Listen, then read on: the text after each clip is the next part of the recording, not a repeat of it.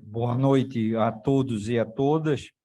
Sejam muito bem-vindos a mais uma edição do FIEP Ambiental, a Federação das Indústrias do Estado de Pernambuco, através do seu Conselho Temático do Meio Ambiente, continua o seu programa mensal, em que nós temos a oportunidade de trazer um tema importante, relevante e atual, concernente a meio ambiente e sustentabilidade. Meu nome é Anísio Coelho, eu sou presidente do Conselho Temático do Meio Ambiente e Sustentabilidade da Federação das Indústrias do Estado de Pernambuco. Vou fazer a coordenação deste evento. Quero saudar a todos, principalmente aos palestrantes, e nosso formato de evento, cada palestrante tem 20 minutos para fazer a sua apresentação e, posteriormente, a gente abre para uma sessão de perguntas e questionamento no debate e aprofundamento do tema. E este tema que a gente traz para esse FIEP ambiental, que é justamente a energia eólica offshore. Realmente é um tema extremamente interessante e atual, porque nós vivemos a necessidade de criar uma economia de baixo carbono. A gente sabe a extrema dependência que o mundo tem dos combustíveis fósseis. E a gente também tem a informação do comprometimento que esses combustíveis fósseis trazem no sentido de trazer danos, e um muito presente justamente são as mudanças climáticas, que todos nós estamos assistindo de forma muito clara e até com elevado perdas e danos para muitas nações e populações. E na energia eólica offshore, que é justamente um tipo de energia em que ela está em desenvolvimento atualmente. É algo de grande potencial, principalmente para o Brasil, que a gente sabe que o Brasil realmente é uma referência na sua matriz elétrica de energias renováveis. 85% da matriz elétrica nacional são de fontes limpas e renováveis, e com um potencial muito grande na parte eólica, que já representa 11% desta matriz, mas é a eólica onshore, e a gente tem um potencial enorme na energia offshore, principalmente em função da boa qualidade dos ventos que a gente tem e, efetivamente, também em função da nossa zona exclusiva econômica, porque é uma verdadeira Amazônia azul. O nosso território nacional, nós temos algo em torno de 8.600.000 quilômetros quadrados, e essa zona exclusiva econômica representa mais 3.600.000 quilômetros que o Brasil pode explorar de forma sustentável. E a gente traz esse tema agora com os nossos convidados, dado a sua experiência, dado o seu conhecimento, e, principalmente, a gente vê que o Reino Unido já implementa, já opera várias plantas, e, recentemente, a maior planta offshore mundial está instalada no Reino Unido. Então, a gente vai ter a oportunidade de tomar conhecimento do que vem sendo feito e o que é que o Brasil pode aproveitar desse conhecimento, no sentido também de termos uma participação significativa nessa fonte de energia. Então, dando início aqui ao nosso FIEP ambiental, sobre energia eólica offshore, eu vou ter o prazer de convidar Renato Cordeiro. Ele é gerente de Energias Industriais Marítimas e Mineração do Departamento de Comércio Internacional do Reino Unido, no Brasil. Então, Renato, seja muito bem-vindo, muito obrigado por você ter acolhido o nosso convite, e você agora tem a palavra em torno de 20 minutos. Por favor. Muito obrigado, Anísio. Eu que agradeço o convite da FIEP para participar desse evento. Agradeço a presença de todos também, meus colegas, a Flávia e o Matheus. Eu vou dividir minha apresentação com a Flávia, nós trabalhamos juntos.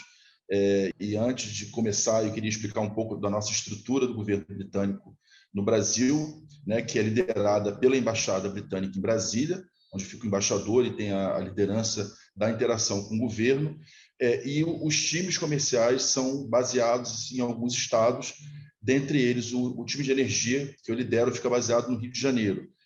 Por causa do todo o histórico de presença de algumas agências, órgãos governamentais de energia aqui no Rio, como a ANP, a EPE, a QNEM, da área de nuclear, e algumas grandes empresas, como a própria Eletrobras, a Eletronuclear e a Petrobras. Então, a gente atua aqui no Rio, mas com abrangência nacional, nessa liderança do setor de energia, e trabalhamos muito em conjunto com o Consulado Britânico em Recife, que é liderado pela minha colega Larissa Bruschi. Com certeza ela tem uma interação já aí muito forte com a FIEP, com as lideranças empresariais e políticas aí de Pernambuco, de todo o Nordeste. Então, queria dizer primeiro também que é uma satisfação para mim falar desse tema, que é um tema que a gente vem trabalhando em colaboração com o governo brasileiro há pelo menos 4 a 5 anos.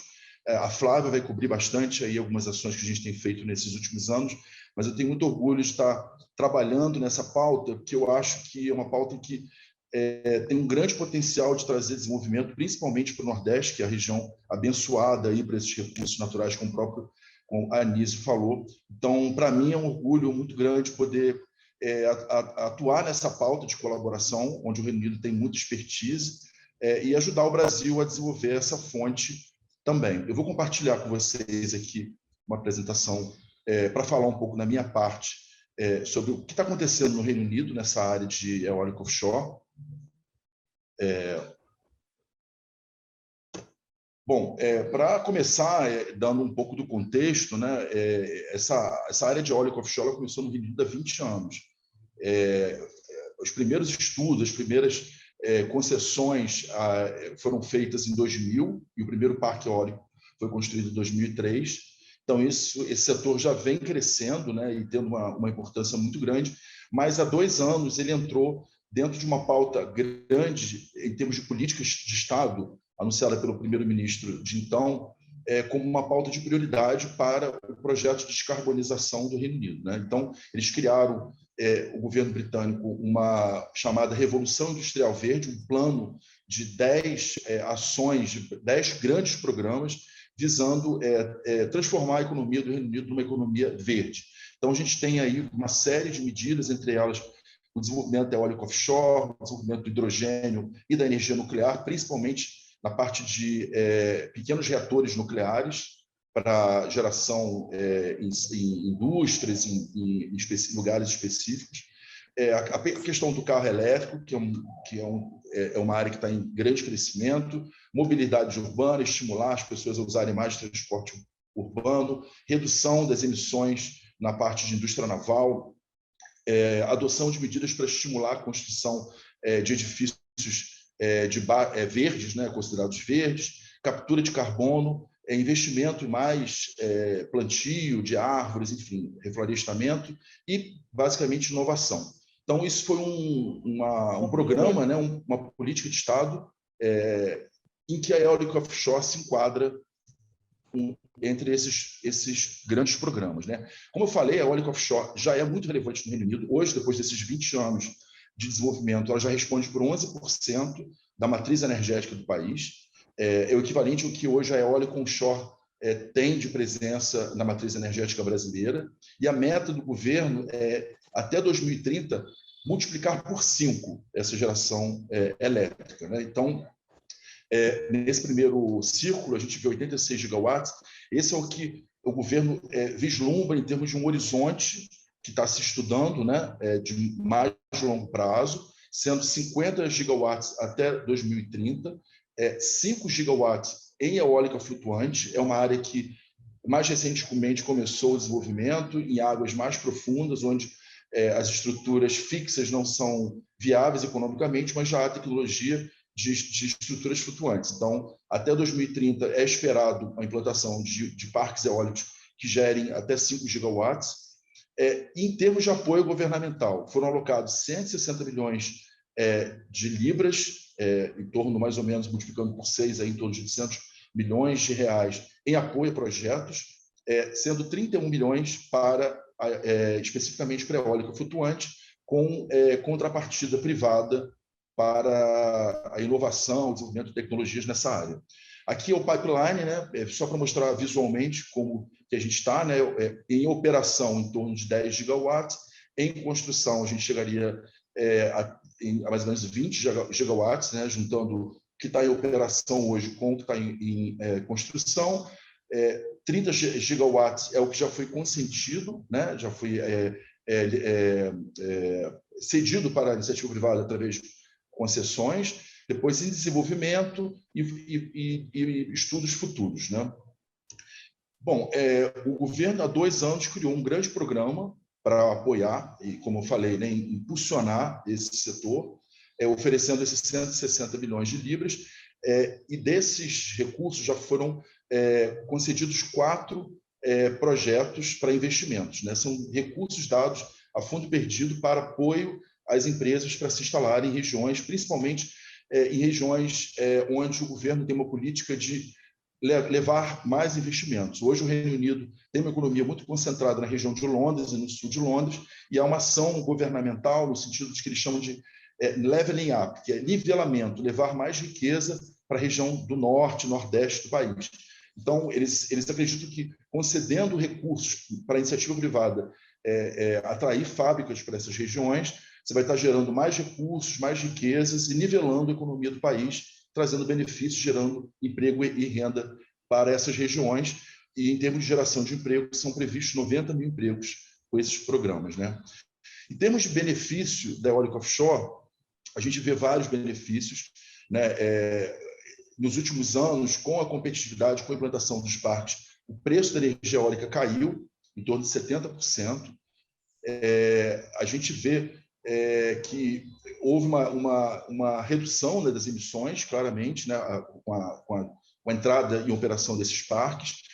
A gente prevê lá, o governo prevê 90 mil empregos em 2030, 120 milhões serão investidos em institutos de tecnologia no país. Existe uma rede que eles chamam de Catapult, e pelo menos 2 delas estão atuando junto com a indústria em inovação, pesquisa e inovação para essa área. Até hoje, o governo estima que foram investidos 30 bilhões de libras, em torno de mais de 100 bilhões de reais, gerando 31 mil empregos nessa indústria. Mas, até 2030, são esperados mais 155 bilhões de libras, né, cerca de 17 bilhões por ano. Então, é muito investimento. A gente está falando de escala, de grandes projetos de óleo e gás, enfim, de uma estrutura que envolve logística portuária, construção offshore, toda uma cadeia fornecedora para construir, operar e fazer a manutenção desses parques eólicos, né? Esses são os 4 projetos que eu citei, que foram, na parte de investimentos, dessa parte do meio, que receberam recursos, né, do governo para implantação de unidades fabris, com exceção da Siemens, que não recebeu recurso, mas recebeu apoio. Foram criados também um programa de construção de portos livres com isenções fiscais, com incentivos de alfândega, retenção de tarifas, planejamento de renegociação, enfim, uma série de incentivos para as operadoras, né, atuarem nesses portos, especialmente nessa região que está dentro desse programa de nivelamento da economia do país. E na parte de inovação, como eu citei, a gente tem uma rede grande de pesquisa e inovação, cerca de 31 bilhões de libras estão sendo colocados pelo governo diretamente, com a contrapartida de 30 milhões das operadoras para desenvolvimento de novas tecnologias para o setor de eólico offshore, sendo 2 milhões especificamente para a parte de floating nos próximos 4 anos. Uma coisa importante que eu queria citar antes de entrar nessa questão da pesca é que, dentro dessa política de Estado que foi criada pelo governo para incentivar o setor, há toda uma questão regulatória e a criação de mecanismos de estabilização de preço para dar garantia ao investidor britânico de retorno do capital, do investimento que foi feito. Então, há 4 anos, há alguns anos foram criados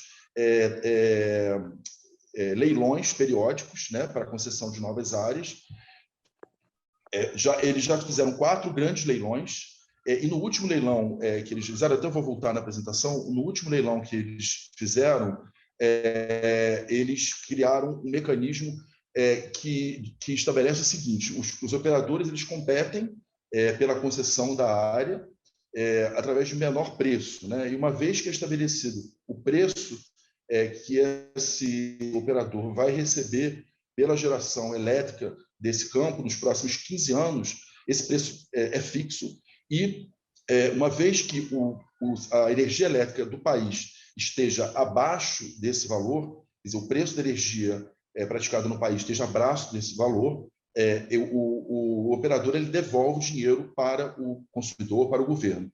Uma vez que o preço esteja acima, ele devolve o dinheiro para o consumidor e para o governo. Uma vez que esteja abaixo, o governo repõe o recurso até chegar àquele preço de referência que o operador estabeleceu no leilão. Isso é um mecanismo de estabilização do preço e garantia de que o operador, do grande desenvolvedor do projeto eólico, receba os recursos que ele investiu. É um projeto que envolve recursos grandes, né? E para um prazo de 15 anos, o investidor precisa de ter essa estabilidade de retorno financeiro, né? Uma outra questão muito sensível, né, que eu acho que envolveria também muito a questão do Nordeste, que é uma atividade econômica na região, é a interação com o setor pesqueiro, a indústria pesqueira. Então, foram feitas várias medidas para garantir que haja uma harmonia, né, na convivência entre a atividade eólica offshore e a indústria de pesca, né? Por exemplo, consultas periódicas nas fases anteriores de planejamento, né? Apoio financeiro mesmo para a indústria pesqueira se desenvolver, se modernizar, o ajustamento do parque eólico, né, para as áreas sensíveis, e monitoramento das atividades durante toda a operação, né? Além disso, também foi feito um trabalho contínuo de planejamento espacial marítimo, né, envolvendo todos esses setores de atividade econômica, incluindo a pesca, e que tem interesse nas regiões específicas onde estão operados, né? Também foi criado pelo governo uma força-tarefa para criar todas as estruturas, né, tanto regulatórias quanto de infraestrutura, para possibilitar que o investidor tivesse toda a segurança para fazer os investimentos, né? E aí, uma das questões que a gente vê nessa força-tarefa é uma preocupação de aumentar a rede de infraestrutura de conexão, né? Que a gente vê que isso também é uma questão que o Brasil está vendo, especialmente a ONS, uma preocupação de como receber esse volume grande, né? Se imaginar que vão multiplicar por 5 em 8 anos a geração elétrica offshore no Reino Unido, é um volume muito grande, então você precisa preparar a rede para conexão e transmissão dessa nova carga, né? Uma outra questão também é que o governo tem se preocupado também para estabelecer essas metas, né, de geração eólica offshore nesses prazos que eu estabeleci, é a realização de leilões anuais, né? Então, a partir de agora, anualmente, o governo pretende promover esses leilões. Bom, basicamente era isso que eu queria comentar sobre a situação atual no Reino Unido, né, a priorização do setor eólico offshore. Vou passar para a minha colega Flávia Silva agora, que vai cobrir o que a gente tem feito nesses anos, aí, nos últimos 4 anos, em termos de colaboração com o Brasil. Flávia, eu posso compartilhar os slides para você aqui. Tá bom, Renato, obrigada. Boa noite já, né, pessoal? Boa noite. Boa noite. Queria agradecer a FIEP, Anísio, muito obrigada pelo convite aí. O Renato já fez isso, eu só repito as palavras dele e cumprimentar os meus colegas aqui, principalmente Matheus, e todos que estão nos ouvindo. Bom, como o Renato falou, eu vou falar um pouquinho sobre o que a gente tem feito no Brasil. Eu sou gerente de desenvolvimento de negócios para essa área de eólica offshore do governo britânico aqui no Brasil, trabalho na equipe do Renato, e nós dois ficamos baseados aqui no Consulado Britânico do Rio de Janeiro. Então, vou falar um pouquinho sobre o que nós já temos feito em colaboração com o Brasil nessa pauta aí de eólica offshore, né? A gente vem trabalhando com o Brasil desde 2018 nessa agenda, e aqui, nesse slide, eu trago algumas ações que a gente fez. A primeira imagem aí traz a visita da Petrobras em 2018. Alguns devem lembrar que a Petrobras tinha um projeto piloto num campo de petróleo, se eu não me engano, do Nordeste, para a eólica offshore, que depois foi cancelado por conta desse campo ter entrado no programa de desinvestimento. Essa visita teve como objetivo mostrar para a Petrobras como eram desenvolvidos os projetos de eólica offshore no Reino Unido, como é estruturada a cadeia de fornecimento lá, a parte de pesquisa e desenvolvimento também. Em 2019, apoiamos a visita do governo brasileiro ao Reino Unido, e o objetivo foi observar a regulação para o setor no Reino Unido, né, como era a estratégia industrial do país e a capacidade tecnológica. Fizeram parte dessa visita, dessa delegação, o MME, a EPE, o Ministério da Ciência e Tecnologia, a ANEEL, a PPI e a Marinha do Brasil também. Também tivemos, em 2021, a visita do ministro Bento, por ocasião da sua ida à COP27, o evento, a Conferência do Clima, que acabou de acontecer no Egito, né? A COP27 esse ano, a 26, na verdade, foi em 2021. Ele foi a Glasgow para esse evento e nós organizamos a visita dele a uma instalação offshore de teste. Então, ele pôde ver de perto. Pode mudar, por favor, Renato?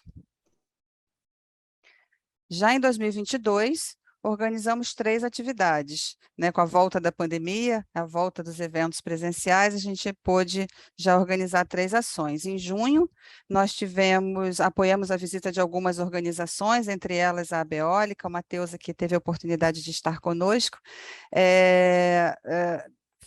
organizamos essa visita à Global Offshore Wind, que é uma conferência, uma feira importante no setor no Reino Unido. Organizamos algumas visitas técnicas.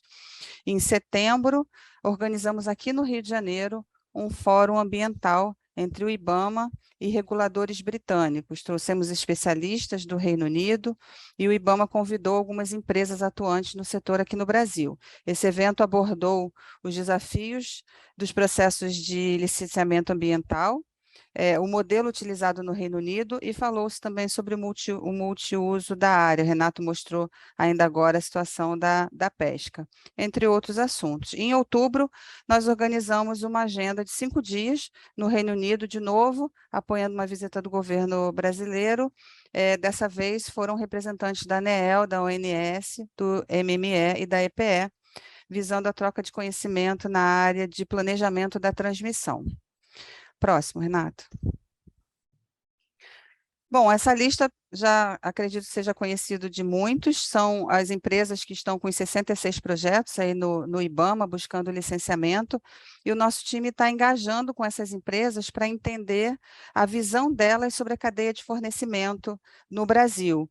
Com isso, a gente visa identificar áreas em que podemos fomentar negócios e parcerias entre empresas britânicas e empresas brasileiras. Renato citou, a cadeia de fornecimento no Reino Unido já é bastante bem estabelecida nessa área. Nós iremos iniciar também um engajamento com as associações, as federações, porque a gente acredita que essas organizações têm mapeado dentre os seus membros, aqueles que tenham apetite para desenvolver, para se capacitar, e a gente está aí para fazer essas conexões. Próximo, Renato, por favor. Um outro exemplo de colaboração entre o Reino Unido e o Brasil é o BEP, o Brazil Energy Program, programa de energia do governo britânico, e nesse programa foram entregues para o governo brasileiro alguns estudos, eu cito aqui 4 deles, alguns estudos que foram realizados por consultorias independentes com o objetivo de munir os órgãos federais brasileiros com informações para que eles pudessem reunir dados suficientes e formar a regulação aqui no setor do Brasil. Então, aqui eu cito 4 deles, mas foram alguns outros, inclusive em outras áreas, hidrogênio, por exemplo. Aqui eu coloquei análise de impacto ambientais e socioeconômicos, análise de ambiente de negócios e infraestrutura, quadro regulatório para energia eólica offshore e o guia do investidor em energia eólica offshore no Brasil. Próximo, Renato. Nesse quadro, eu trago um pouco mais de informações sobre o Guia do Investidor, que foi um dos estudos entregues pelo BEP ao governo brasileiro. Esse estudo traz um guia geral que aborda o setor no Brasil, os investimentos que já existem, oportunidades de PID, programas de desenvolvimento e inclusão social. Ele traz também um banco de dados com potenciais fornecedores brasileiros para o setor, programas de treinamento, PDI, financiamento, entre outros. E traz um segundo banco de dados listando órgãos públicos envolvidos com o setor, centros de tecnologia, instituições financeiras, todos aqui no Brasil, associações setoriais, universidades, todos os agentes envolvidos com essa temática. Próximo. E agora eu queria falar um pouquinho, bem rápido, sobre o UKEF, o UK Export Finance, é a agência de fomento ao crédito para exportação do Reino Unido. Essa agência ajuda compradores e fornecedores a adquirir financiamento com taxas mais baixas devido à garantia da soberania britânica. O time do UKEF oferece conselhos e orientações, finanças para capital de giro e projetos de longo prazo, nas áreas de energias renováveis e outras, e ajuda a elaborar o arcabouço financeiro de um projeto com conteúdo britânico. A contrapartida é, no mínimo, 20% de conteúdo britânico nesses projetos. Eles já atuaram em projetos de eólica offshore em Taiwan, e estão prontos para oferecer suporte aqui no Brasil. Em breve, a gente vai ter uma pessoa do UKEF baseada aqui no Brasil. Próximo. Aqui eu trago só um exemplo de algumas empresas britânicas que já estão estabelecidas aqui no Brasil e possuem expertise na área de eólica offshore. Algumas dessas empresas são na área de consultoria de projetos, consultoria ambiental, gestão de recursos, engenharia, equipamentos submarinos, embarcações especializadas. Algumas já atuam no setor de petróleo e gás e, obviamente, como o Anísio citou no início, vão fazer essa migração aí para o setor de eólica offshore também aqui no Brasil, como já fazem no Reino Unido. Próximo. Por fim, eu quero dizer para vocês que o nosso time está à disposição para ajudá-los com conexões no Reino Unido. Aqui eu coloco uma lista de como a gente pode atuar, mas basicamente a gente serve aí como um facilitador entre as indústrias e governos e academias dos dois países, agendando reuniões, conectando A com B, organizando as visitas técnicas, se alguém, enfim, tiver planos de ir ao Reino Unido, a gente pode ajudar montando uma agenda lá, a gente organiza eventos, a gente possui uma capilaridade muito grande dentro da indústria, por conta das nossas relações com organizações parceiras, e através dessas organizações a gente consegue mapear todo tipo de empresa. Vocês podem ver ali no mapinha do Reino Unido, as empresas estão bem espalhadas por todo o país. Próximo, Renato. É isso, pessoal, era o que eu tinha para apresentar. Agradeço a atenção de todos. Quero agradecer ao Renato Cordeiro e à Flávia pela apresentação e pelas informações importantíssimas que trouxe, no sentido de que o Reino Unido já tem uma expertise nessa área e o Brasil, que está partindo agora, ele está construindo, agora que ele está tentando elaborar o seu arcabouço regulatório, e esse arcabouço regulatório é fundamental para ele poder dar segurança jurídica para quem vai fazer o investimento. Então, a gente está numa parte do processo que é uma parte fundamental para efetivamente, a gente sabe do potencial que a gente tem, que é enorme, mas o investidor, obviamente, ele tem que ter a segurança, porque são investimentos de altíssima monta, que requer não só uma tecnologia muito avançada, mas o CAPEX extremamente elevado. E, obviamente, o Brasil vai precisar dessa parceria com o governo britânico. Será fundamental, será importantíssimo. Agradeço a vocês e peço que vocês aguardem um pouco, que a gente vai ter um outro momento que a gente vai fazer um debate em função das perguntas que chegam e a gente pode dar continuidade agora. E eu vou ter o prazer de convidar o Matheus Noronha. Ele é head de energia eólica offshore da Associação Brasileira de Energia Eólica, a ABEólica, que realmente é uma instituição que realmente vem prestando um relevante serviço a essa atividade. A gente sabe que o Brasil hoje já tem quase 22 gigawatts de potência instalada em energia eólica onshore, mas com um potencial de 700 gigawatts de energia offshore. Então, isso mostra como a gente pode crescer. Só para um efeito de comparação, toda a capacidade instalada nacional do parque de fonte de energia é 180 gigawatts. Então, veja que a gente pode multiplicar por um fator aí de no mínimo 4, toda a potência instalada que a gente tem. Então, obviamente, a gente tem que saber utilizar dessas vantagens comparativas que o Brasil tem, em função de área, em função de qualidade de vento, em função de tudo que a natureza nos brindou, mas que a gente vai precisar efetivamente de recursos, de tecnologia, de pesquisa, e juntando todos esses órgãos que a gente efetivamente faz uma massa crítica para ter resultado. Então, eu vou ter o prazer de passar a palavra ao Matheus Noronha. Por favor, Matheus.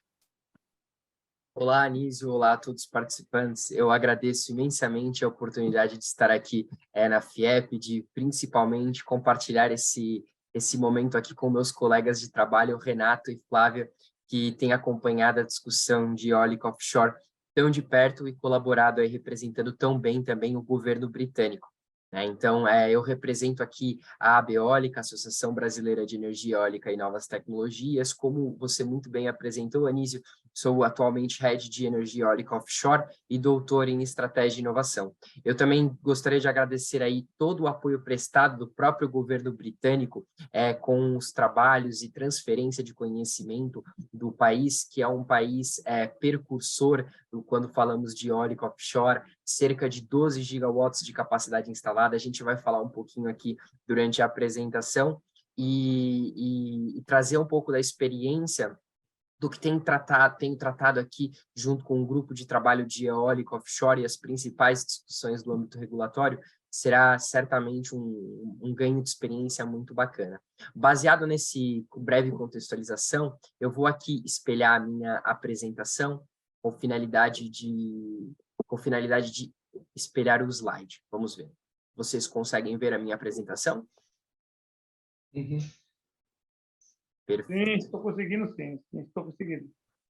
Combinado. Muito obrigado.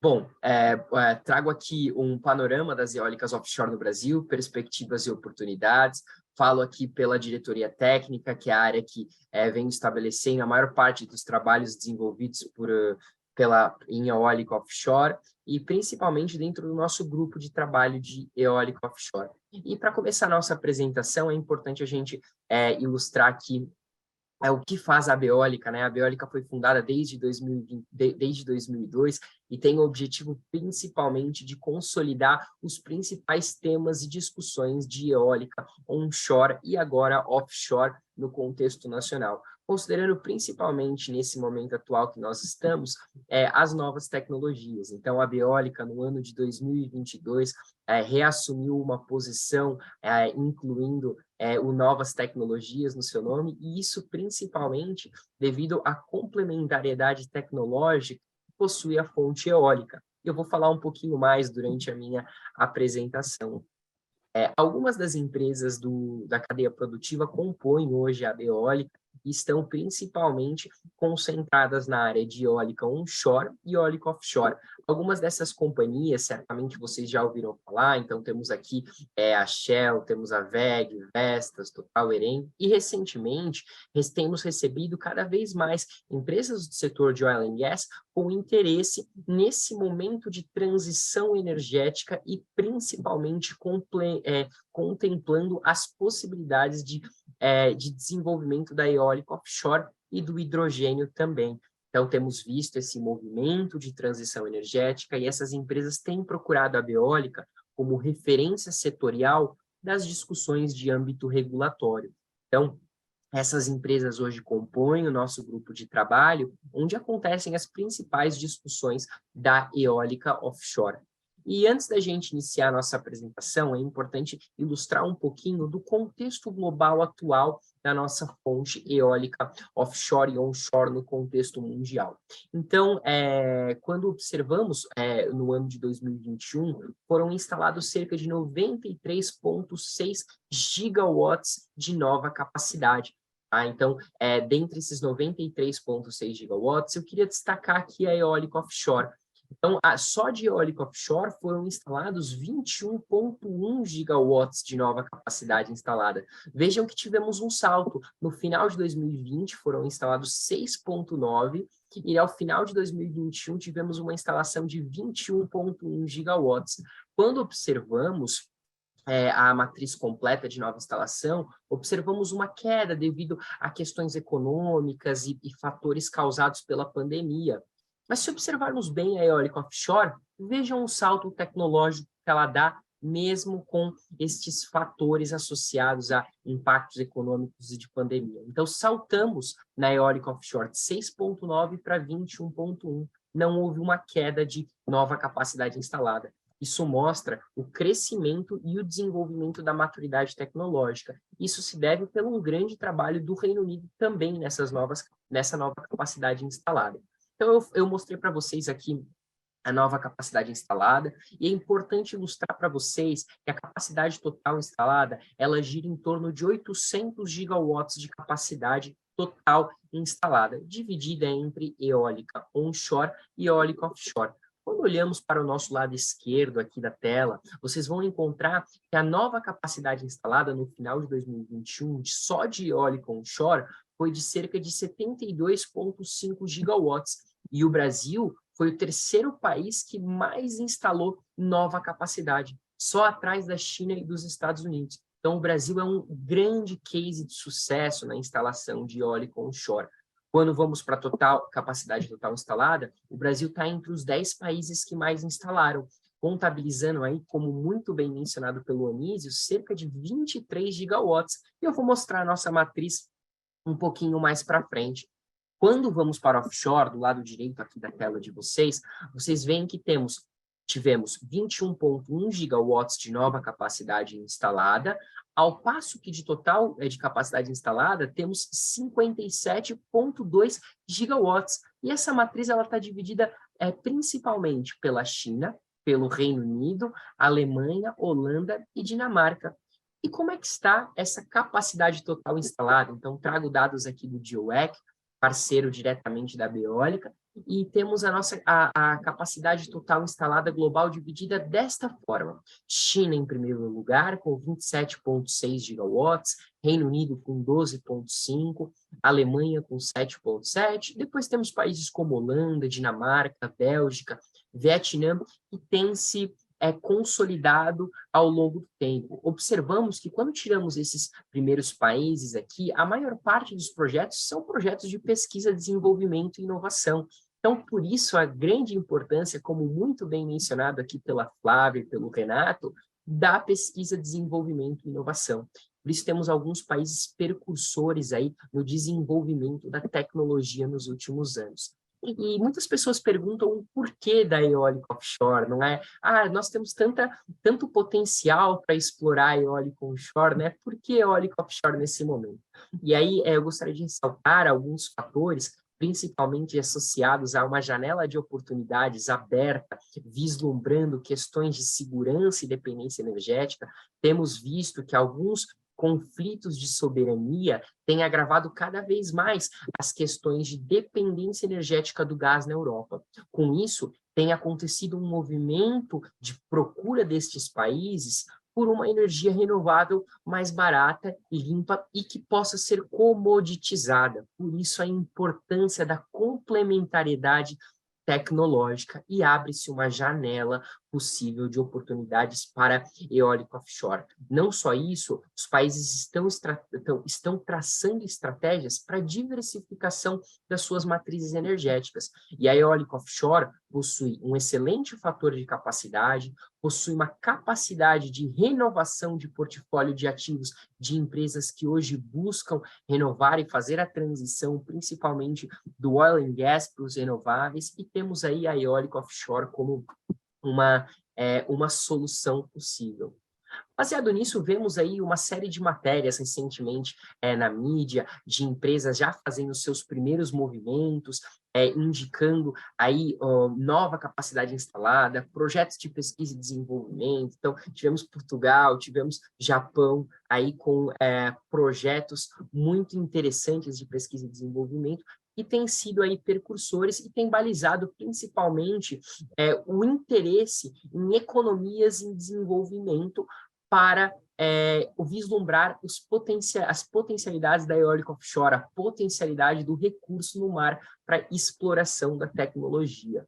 E aí é nisso que eu agora vou dar o pulo para o contexto nacional. Para começarmos a falar de eólica offshore, é muito importante olharmos como está hoje a nossa matriz elétrica brasileira. E essa matriz elétrica brasileira, ela é 83% renovável, uma das matrizes mais renováveis que existem no mundo, né? Então, temos aí as hidrelétricas, temos aí a eólica, a biomassa, solar, e aí a representatividade da eólica, ela é muito bem relevante. Ela é muito relevante e muito bem comentada aqui pelo Anísio, 23,1 gigawatts com uma representatividade de 12,3%. Então, aqueles dados do GIUEC refletem muito bem na nossa matriz elétrica brasileira como a segunda fonte com maior capacidade instalada. E isso, no momento atual de discussão de complementaridade do hidrogênio, ela é muito importante, principalmente nas consultas públicas lançadas pela União Europeia para o suprimento de hidrogênio. Então, onde é que estão localizadas essa capacidade instalada do Brasil? Então, temos uma parte da capacidade instalada localizada na região nordeste do nosso país e outra parte na região sul, um pouquinho também na região sudeste. Alguns estados se destacam bem na instalação de capacidade. Então, temos o Rio Grande do Norte, a Bahia, o Rio Grande do Sul, Piauí, Ceará, foram estados precursores aí no desenvolvimento da eólica onshore. Além disso, é importante a gente ressaltar a qualidade do nosso recurso do vento. Então, no Brasil, o nosso vento ele é unidirecional e constante, favorecendo a produção de energia eólica. E esse potencial também está concentrado basicamente onde a capacidade instalada hoje existe no nosso país, na região nordeste, um pouquinho na região sudeste e na região sul. Quando falamos de eólica offshore, nós temos a concentração basicamente nos mesmos lugares, mas ao longo da costa nacional. Então, é muito relevante a gente mencionar que teve um trabalho, existe um trabalho muito grande dessa cadeia produtiva, não só da Eólica, mas das instituições do setor, no processo de nacionalização da cadeia produtiva. Atualmente temos uma cadeia produtiva 80% nacionalizada, com uma capacidade de produção de cerca de 5,5 gigawatts. E trago esse dado aqui, principalmente numa apresentação de eólica offshore, para mostrar para vocês que já temos players atualmente com capacidade de realizar a transferência de conhecimento. Não só, esses players também têm participado ativamente da discussão do âmbito regulatório. Então, trago aqui a Vestas, GES, Siemens Gamesa, com experiência já internacional em eólica offshore, e estão fazendo aí o seu trabalho nas contribuições regulatórias setoriais. Bom, agora que ilustrei um pouquinho para vocês do contexto brasileiro de eólica offshore, pulamos para o contexto de offshore. Alguns estudos são muito relevantes serem mencionados, uma vez que eles abriram as portas para a discussão da eólica offshore. Eu queria destacar o trabalho da EPE com o Roadmap de eólica offshore. Para os entusiastas do setor e estudantes, certamente esse é um estudo que traz muitas informações do ponto de vista de desafios logísticos, de infraestrutura portuária, e que também já esteve aqui durante as nossas apresentações, mostrando que existe um potencial de cerca de 700 gigawatts para se explorar eólica offshore em locais com profundidade de até 50 metros. Não para por aí, tá bom? O estudo do Banco Mundial, chamado Going Global Report, foi também um dos precursores, evidenciando que o Brasil possui cerca de 1,2 terawatts para explorar eólica offshore. Muito relevante mencionar que o Banco Mundial tem trabalhado ativamente junto com um grupo de trabalho de eólica offshore da Eólica, coletando contribuições e sugestões para o aprimoramento regulatório. Então, com base nisso, o banco até lançou esse documento aqui, chamado Key Factors for Successful Development of Offshore Wind in Emerging Markets, que é um documento que traz as principais estratégias e direcionamentos para a estruturação regulatória em economias em desenvolvimento. Em paralelo, tivemos aí o termo de referência do IBAMA, um dos principais estudos que permitiu com que aqueles dados já muito bem mostrados pela Flávia aqui fossem consolidados e aplicados aí para submissão dos projetos em licenciamento ambiental. Que muito bem demonstrado também pelos nossos colegas do governo britânico, mas eu não posso deixar de ressaltar o trabalho que o Guia do Investidor, por meio do programa do Brazil Energy Program, pôde corroborar para a estruturação do Decreto 10.946. Então, esse foi um trabalho desenvolvido em parceria com o governo britânico, em que a doutora Elba teve a possibilidade de colaborar na coordenação de parte desse trabalho, e esse documento foi posteriormente entregue ao ministro Bento Albuquerque, que deu as bases e os direcionamentos para que pudesse ser estruturado direcionamentos regulatórios do Decreto 10.946. Então, no documento trazemos a questão do One Stop Shop e uma série de outros temas. Eu acredito que alguém está com o microfone aberto aqui, peço para mudar. Não fica bom, mas eu não estou escutando música não, mulher, eu estou numa reunião. Além disso, o documento apresenta aqui algumas das principais oportunidades do ponto de vista de desenvolvimento do projeto, e temos aqui oportunidades no âmbito do planejamento, da aquisição e fabricação, e o documento perpassa aí por oportunidades desde a prospecção de área, momento que estamos discutindo o arcabouço regulatório, até o próprio descomissionamento, quando vão ser removidas as estruturas do projeto e que precisam já ser considerados por uma avaliação de CAPEX, como mencionado aqui pelo Anísio, né? Além disso, o governo britânico também trabalhou no estudo de cadeia de valor de inovação, visando cobrir os principais gaps industriais e aonde poderíamos ter aí empresas trabalhando para a consolidação da nossa cadeia de valor, e, em paralelo, é relevantíssimo mencionar que os 169 gigawatts que estão em submissão, eles estão sendo avaliados para licenciamento ambiental pelo IBAMA. Isso não significa que esses projetos entrarão em operação. É muito importante salientar esse ponto. Vejam que temos alguns desses projetos que até já estão em sobreposição.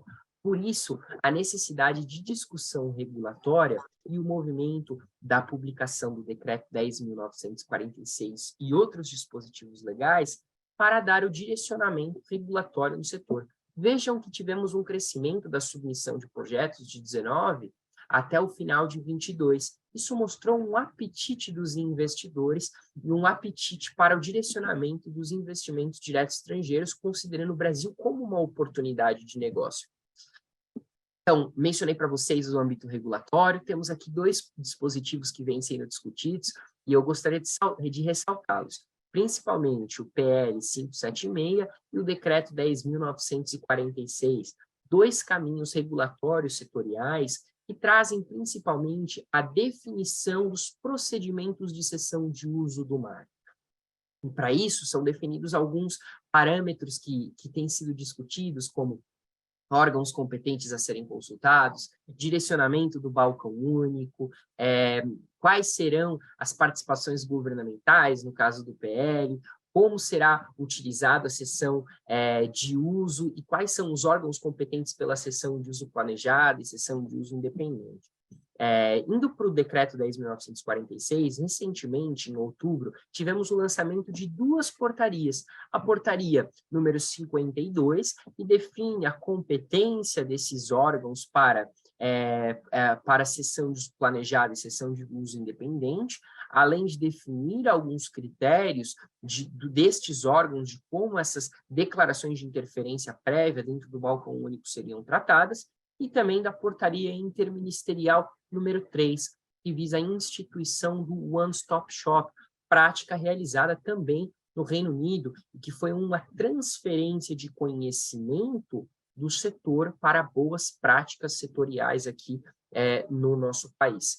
Então, eu tratei aqui de uma série de temas e certamente alguns deles interessam bastante do ponto de vista de inovação, e eu gostaria de mencionar a questão do Power to X e a oportunidade de negócios visando a comoditização da energia, né? Então, o Power to X basicamente é a conversão da energia renovável excedente em fontes de energia líquida, e aí eu posso mencionar o hidrogênio verde, que tanto se discute, junto com a complementariedade da eólica offshore, e essas fontes, elas serão fontes muito em destaque nos próximos anos, principalmente pela sua facilidade de gerar esse excedente de energia para comoditização e exportação. Obviamente, alguns fatores relacionados a custos e capex dos projetos ainda estão sendo discutidos, mas é importante a gente vislumbrar isso como um passo tecnológico da eólica offshore. Então, temos aqui alguns arranjos possíveis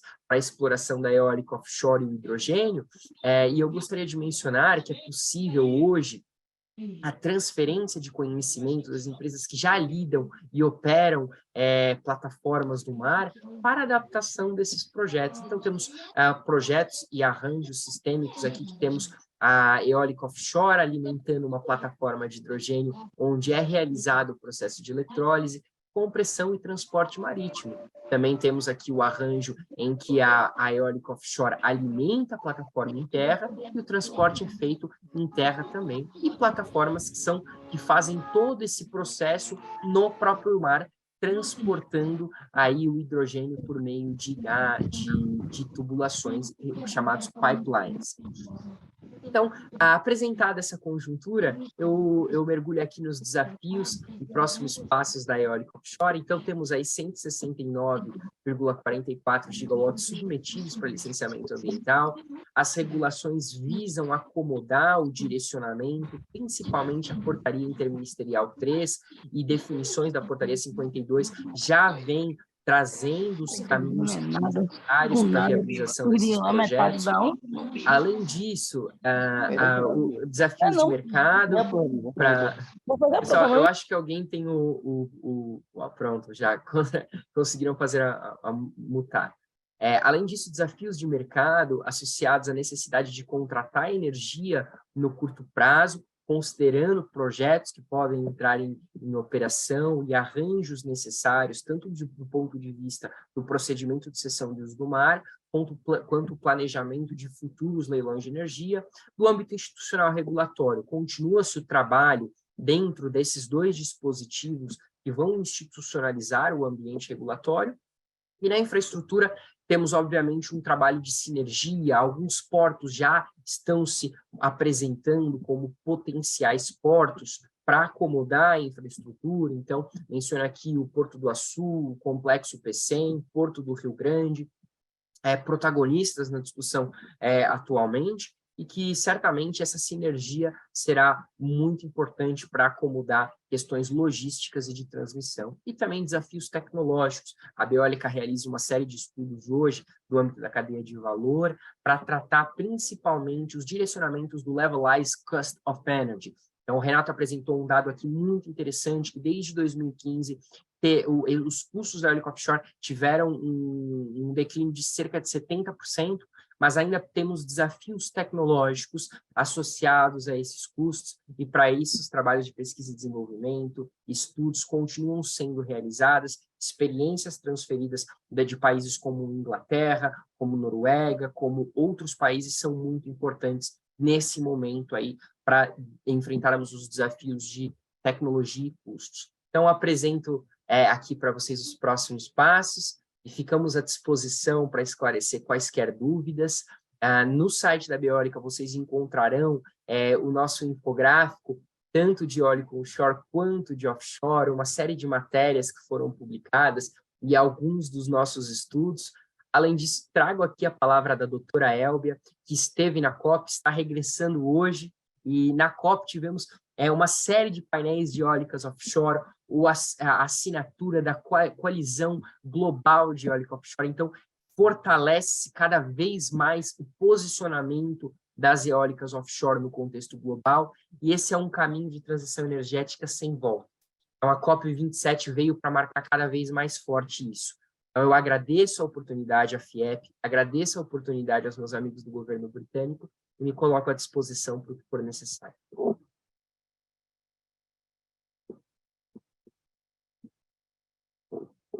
Eu creio que o Anísio está com o microfone desligado.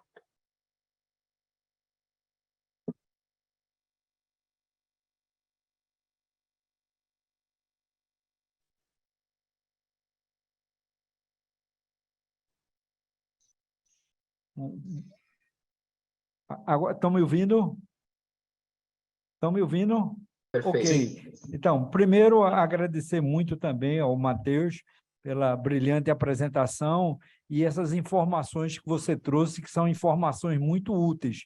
Nós temos uma quantidade enorme aqui de perguntas e indagações, mostrando que o tema foi muito atrativo e também provocativo, porque efetivamente é algo de novo, não é? Então, a eólica é nova e a eólica offshore mais nova ainda. Então, eu tenho algumas perguntas que eu vou sintetizar, porque tem algumas perguntas que são muito similares. Então, para efeito de a gente poder ter maior fluidez, então, eu tenho a primeira pergunta aqui para o Renato. A pergunta é concernente sobre o impacto ambiental na pesca, na utilização dos parques eólicos e offshore, se tem algum estudo específico para o Nordeste já se estudou esse impacto na pesca para a região Nordeste. Renato, você teria alguma informação para nos trazer? Obrigado pela pergunta. Olha, esses estudos, imagino que as empresas, os empresas operadoras que estão submetendo os projetos para o IBAMA, esses estudos vão ser feitos, né, por elas e apresentados na medida em que forem cumpridas as etapas do processo de licenciamento ambiental. Então, eu não conheço especificamente algum estudo que tenha sido feito por alguma entidade, alguma universidade, algum centro de pesquisa especificamente sobre esse assunto, mas as empresas que estão com projeto de desenvolvimento dos parques eólicos offshore no Nordeste devem estar contratando estudos, né, para submeter o IBAMA. Isso está no radar do IBAMA, é uma responsabilidade do IBAMA avaliar esses estudos. Então, eu acho que seria essa a minha pergunta. Não sei se o Matheus tem alguma informação da indústria que possa complementar. Fantástico. Matheus, se você tiver alguma informação, fique à vontade. Fantástico, Renato. Muito bem colocado por você. Isso é uma competência do IBAMA. É importante a gente mencionar que a portaria interministerial número 3, ela é uma portaria que ela visa organizar principalmente como serão transferidos esses projetos ao portal único para avaliação dos órgãos competentes, e aí inclui não só o IBAMA, outros órgãos também, né? Então, acho que você mencionou muito bem a competência do IBAMA, mas quando falamos desses 169 gigawatts, uma coisa que ficava em dúvida na cabeça dos empreendedores era antes como seriam resolvidas essas sobreposições que estariam nos projetos. E a institucionalização da portaria interministerial 3, ela visa principalmente acomodar, a partir da tecnologia do One Stop Shop, esses projetos para que se corrijam não só as sobreposições, mas também a avaliação dos órgãos competentes.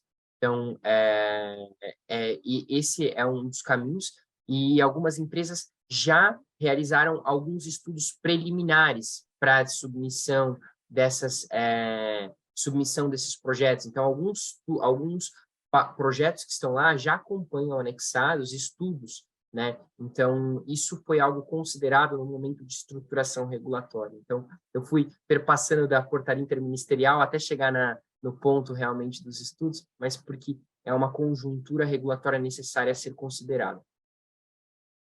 Obrigado. Uma pergunta aqui para a Flávia, sobre quais universidades brasileiras estão envolvidas e quais universidades participam do Guia do Investidor. Obrigada, Anísio. Olha, eu não sei dizer assim de cabeça quais são as universidades que foram incluídas ali no mapeamento do Guia do Investidor, mas esse é um documento público e a gente pode compartilhar com quem desejar, e aí poderão ter acesso não só às universidades, como também a todas as outras empresas e associações e órgãos financeiros, enfim, todos os stakeholders aí envolvidos nessa área aqui no Brasil, ou interessados em se envolver nesse setor aqui no Brasil. Só para Obrigado. complementar, Flávia, a gente tem aí toda uma comunidade acadêmica interessada, mas eu destacaria assim, duas universidades que estão muito na liderança desses estudos. Uma é o pessoal do Rio Grande do Norte, da Federal do Rio Grande do Norte, e o pessoal da COP e o UFRJ aqui do Rio. Eles têm atuado bastante em parceria com a gente, procurado muito o governo britânico propondo eventos e iniciativas nessa área. Então, destacaria essas duas, mas a gente tem conversas com outras universidades também. Obrigado. Uma pergunta agora para o Matheus. Como está atualmente a agenda do governo brasileiro em relação ao incentivo e estímulo para a geração da energia eólica offshore? Excelente pergunta. Quando falamos de eólica offshore e falamos de renováveis, uma das coisas que temos discutido cada vez mais é que essas fontes têm ganhado cada vez mais autonomia e capacidade de se desenvolver sem subsídios específicos, né? Uma das coisas que importa muito quando falamos disso, e olhamos os modelos internacionais, é a estruturação do arcabouço regulatório que permite a maturidade tecnológica da fonte sem essa criação de subsídios. Então, o que a indústria hoje discute precisamos criar um ambiente competitivo e estratégico que não permita com que essa maturidade tecnológica seja travada. Então, obviamente, existem incentivos específicos do âmbito federativo, que pode ajudar principalmente a estruturação de conteúdo local e a estruturação da infraestrutura que não envolve especificamente a produção de pás e outros componentes, mas a infraestrutura para acomodar a eólica offshore. Isso será muito bem-vindo pela indústria, mas o principal ponto é que consigamos estruturar um arcabouço regulatório que permita o desenvolvimento da fonte sem onerar aí nem o consumidor e nem as empresas. Então, isso é muito importante, definir, estabelecer a partir desse arcabouço regulatório e já reforço que acredito que o decreto segue uma linha muito pertinente em relação a isso.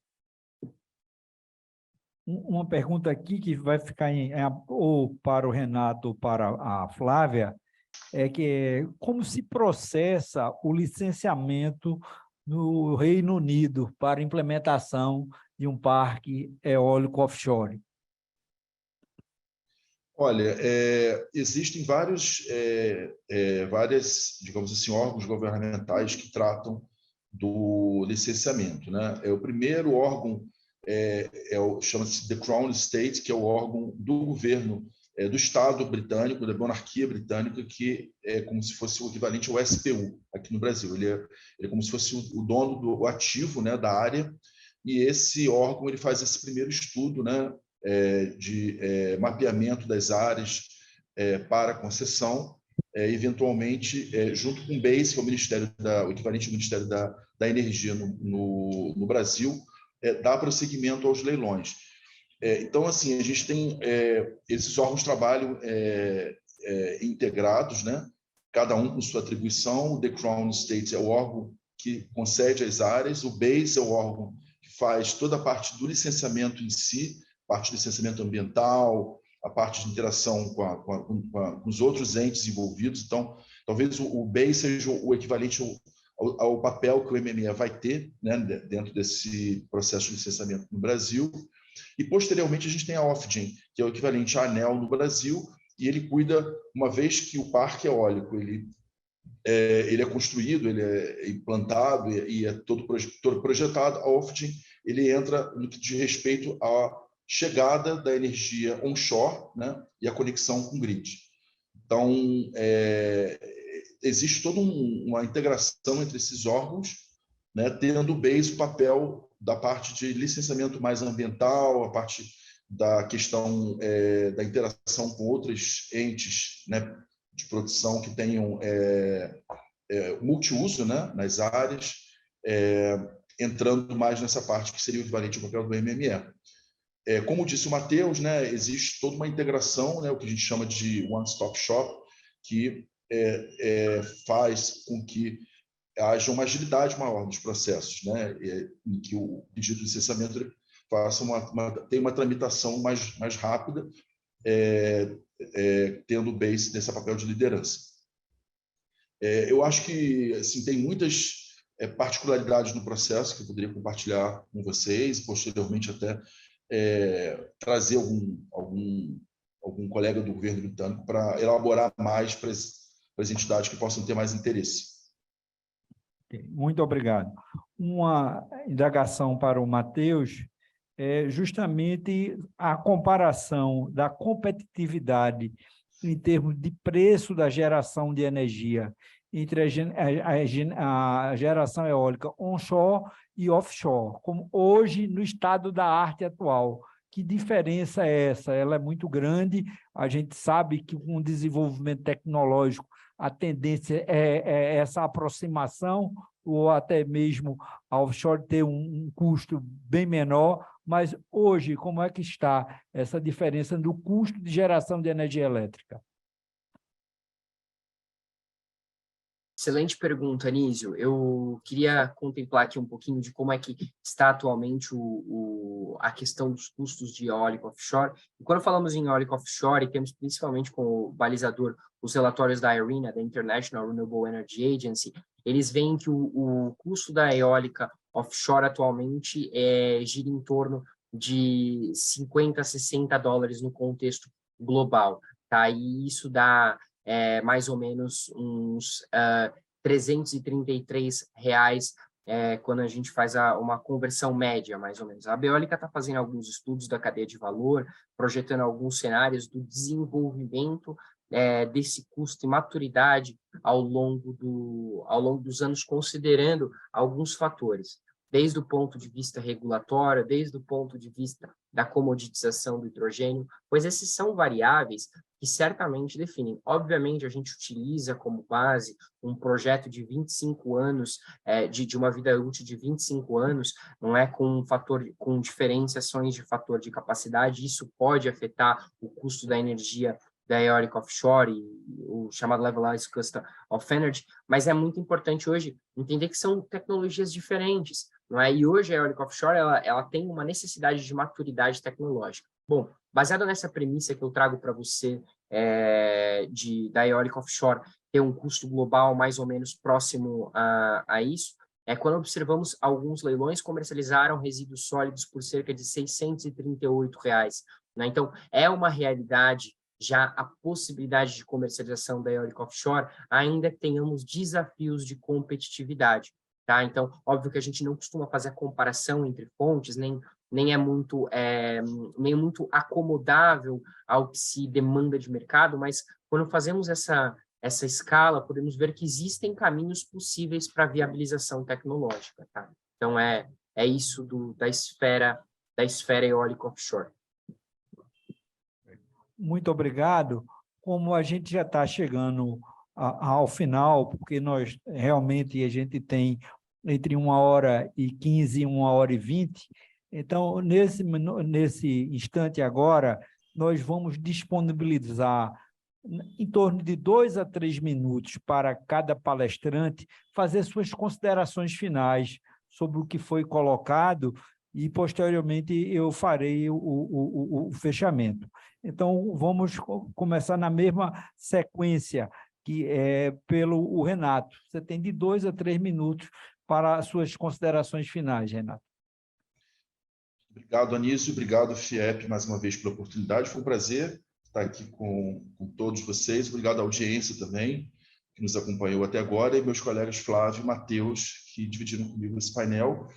Queria dizer mais uma vez que, para mim, é uma grande satisfação atuar nessa área e nos colocamos à disposição para continuar colaborando, né? A Beólica é um parceiro muito importante para nós, nessa liderança empresarial do setor. A gente vê com muita satisfação como a Beólica vem crescendo nessa atuação no Brasil e tendo esse papel aí de ser a voz do setor eólico e agora da eólica offshore.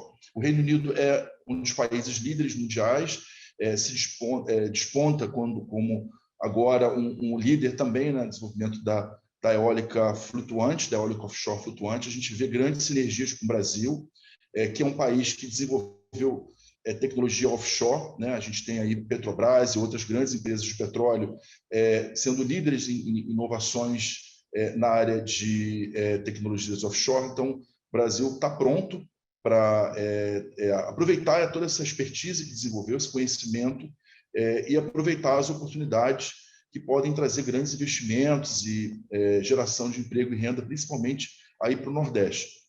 Então, a gente vê um potencial muito grande e queria dizer que o governo britânico é um parceiro nessa jornada do Brasil, né, e se coloca ainda à disposição aí de todos vocês para colaborar, tanto na parte de compartilhamento de experiência, financiamento de projetos, como o Flávio falou, busca de parcerias tecnológicas, parcerias de empresas, enfim, contem conosco e contem com o governo britânico nessa jornada aí da criação da eólica offshore no Brasil. Agradeço aí mais uma vez e boa noite. Vou passar para a Flávia.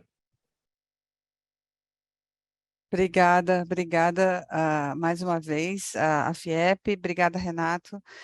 Eu não querendo repetir tudo que você já falou, acho que você já falou bastante, bem completa a sua fala, eu acho que só reforçando mesmo que a gente tem sido um prazer colaborar com o Brasil, eu posso garantir que os órgãos do Reino Unido têm essa prática e estão à disposição para colaborar cada vez mais, e a indústria também tem esse apetite por colaboração, acho que é uma coisa que está ali no gene do britânico, na maioria dos setores com os quais eu já trabalhei, o pessoal está lá à disposição e querendo sempre compartilhar informações e colaborar e ajudar. Então, assim, como o Renato já colocou, a gente fica à disposição de quem tiver interesse em contatos com o Reino Unido.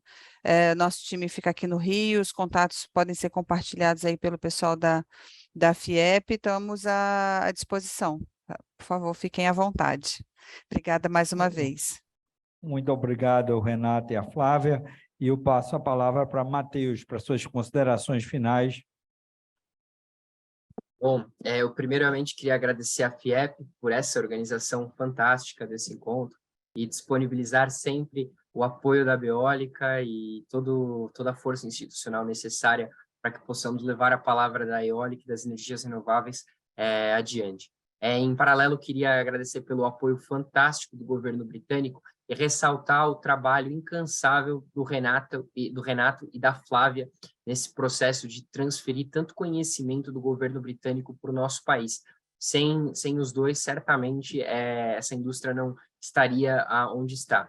Então, queria reforçar o apoio do governo britânico, toda a estrutura, parabenizar pela apresentação, organização e, mais uma vez, agradecer em nome da doutora Elbia e em nome da Beólica.